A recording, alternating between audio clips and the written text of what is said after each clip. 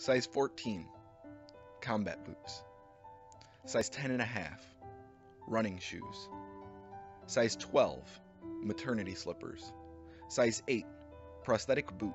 Size 6, dress loafers. Size 9.5, orthopedic walking shoe. Size 7, Nikes. Size 11, Adidas. Size 17, flip-flops, galoshes, penny loafers, dress shoes, sneakers, or anything you could find to just keep your feet dry. You show me yours, and I'll show you mine. My Adidas will make you run faster, but my Jordans will make you fly.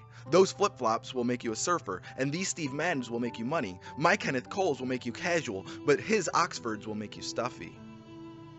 Steve Jobs sat on a bench. He had on a pair of boat shoes. They were shined until they were like the sun, without a single scuff mark on them. A homeless man approached him. He wore a pair of Saucony. Cardboard on the inside to cover up the hole on the bottom made them hardly even considered serviceable.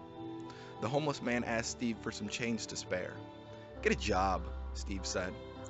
The homeless man thanked him anyway and called him a spoiled brat under his breath as he turned to walk away. "Let's stop there. Have them trade shoes. Have them take off their footwear and give it to each other. Now let's rewind this 40 years and go back to their beginnings. Steve Jobs, sitting in his parents' house deciding whether to go to college or not, fighting back obsessive compulsive and narcissistic thoughts so he can make a seemingly simple decision.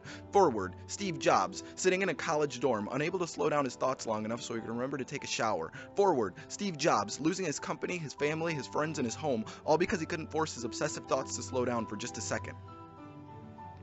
Now let's go back to the homeless man. An eager young kid standing in line, waiting for his number to be called so he could serve his country, trying to hide how terrified he really is, knowing that this is the only way to afford to feed his family. The boy is confused and doesn't know what's happening. One minute he's getting his medical screening, and the next he's standing in the jungles of Vietnam, bullets flying everywhere, screams coming from all around. He hears a familiar voice crying and turns to see his best friend lying there on the ground. He holds his head as his friend fades from this world, taking a little piece of the boy with him. The boy grows colder that day, and more each time he sees another kid his age die. He dreams of going home and escaping the endless days of possibly joining those bodies.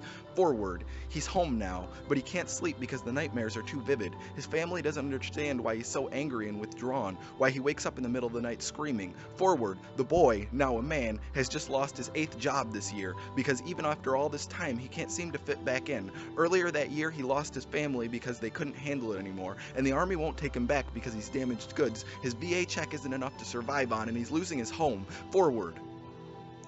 Steve Jobs gives the homeless man his shoes back. The nameless man does the same.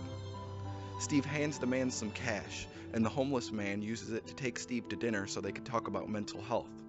You never know the skeletons that lie in someone else's closets, or the things that keep them up at night. You never know what types of demons that they've been forced to fight.